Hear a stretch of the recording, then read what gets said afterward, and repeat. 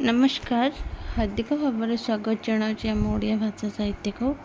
तो पिला माने आज आम आलोचना करबा +3 4th सेमिस्टर ओडिया ऑनर्स रो कोर 9 हैला कोर पेपर 9 रो यूनिट 1 सिलेक्शन 2 मार्क क्वेश्चन कौन रही देखिए हैला आर मु 1 मार्क आउ एक्सप्लेनेशन क्लास तुमको सारी देते जो मैंने भी देखी ना जाकि प्लेलिस्ट अच्छी जाकि देखिपारे आउ जो मैंने भी आम टेलीग्राम चैनल जॉइन होगा चाहते से जाकि आम डिस्क्रिप्शन बॉक्स लिंक अच्छी जाकि जॉइन करेंगे है हुए तो आम पाखे समय बहुत कम अच्छी जिते शीघ्र पारिबा तुमकर एग्जाम पूर्व मु चेष्टा करूँ सिलेबस कवर करने प्रायतः अल्प किसी सिलेबस कवर हो जाए बस खाली 2 मार्क आउ लॉन्ग क्वेश्चन सिलेक्शन नहीं आसबे है 2 मार्क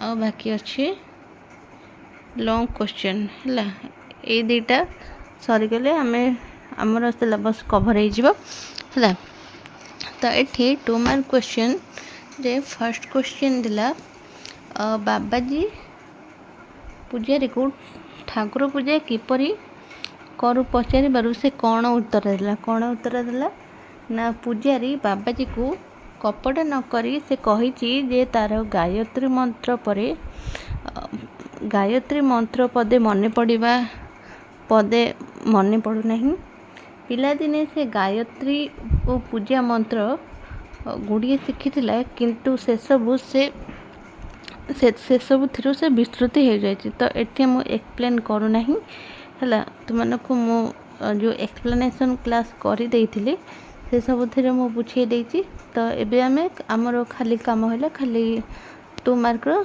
सिलेक्शन क्वेश्चन जहाँ जहाँ सब देखी बस ताको प्रैक्टिस करबा है आ जो मैंने भी देखी ना एक्सप्लेनेशन क्लास देखी सारे ये सिलेक्शन 2 मार्क क्वेश्चन देखिए है ना बिल्कुल भी बुझीपारे है फर्स्ट एक्सप्लेनेशन क्लास देखिए तापर आसवे सिलेक्शन क्वेश्चन देखा है तापर देला जो पचारे ना बाबाजी कहते ठाकुर को बेश कर देले लोके कहती जे प्रेम गढ़ी जाती मंत्र कथा किए बुझुची अनेक पूजारी पूजा यही प्रकार है तो ये बाबाजी उत्तर देते पूजारी कि इच्छा लोभ होता है कि इच्छा ना बाबाजी नाटक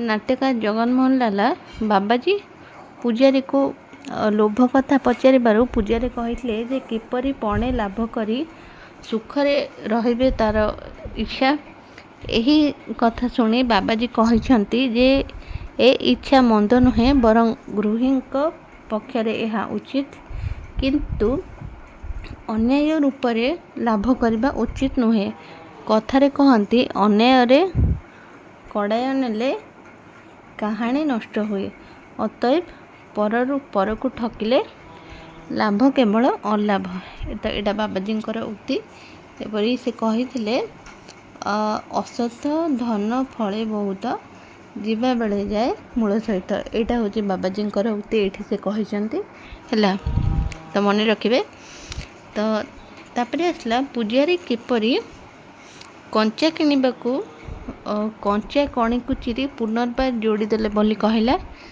कौन उत्तर ना पूजारी कंचा कणी को चिरी दही फाड़ को चिरी पाख भीतर को कर दुई मुंडा धरिले दुई फाड़ आपणा सखे टाणी होई मझिरे लगी जाए बोली बाबाजी को कहला स्वभाव एपरी हुए किंतु पूजारी यह केतेक उपाय प्रयोग कले लोके बुझंती जे मंत्र बल दुई फाड़ लगिला किंतु एठारे पूजारी मंत्र बल ए सब असंभव कार्य संभव करिपारे बोली विश्वास करी टंका दियंती तापर आसला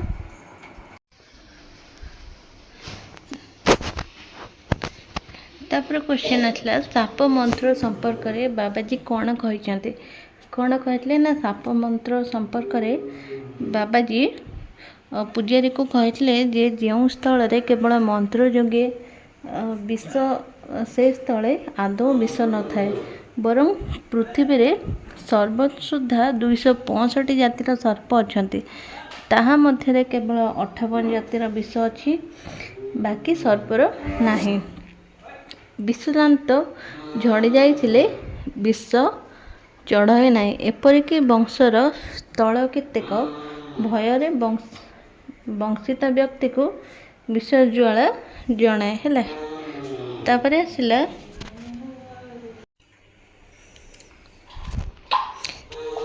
ପ୍ରଶ୍ନ ଦେଲା, ପୂଜାରୀ ରୋଗୀ ପେଟକୁ ଔଷଧ କିପରି ବାହାର କଲେ ବୋଲି ସେ ବାବାଜୀକୁ କହିଛନ୍ତି। ତ ଏଇଟା ଇମ୍ପୋର୍ଟାଣ୍ଟ ନୁହେଁ। ହେଲା, ଏଇଟା ଚାହିଁଲେ ବି ତୁମେମାନେ ସ୍କ୍ରିନଶଟ୍ ମାରିକି ରଖିପାରିବ। ତାପରେ ଏଇଟା ଆସିଲା ପରକଲମ ଏକ କେଉଁ ଧରଣର ନାଟକ? ପରକଲମ ହେଉଛି ଗୋପାଳ ଛୋଟରାୟଙ୍କର ନାଟକ। ଏହାକୁ 1954ରେ ରଚନା କରିଥିଲେ। ଏଇଟା ହେଉଛି ଗୋଟେ ରାଜନୈତିକ ନାଟକ, ଯାହାକି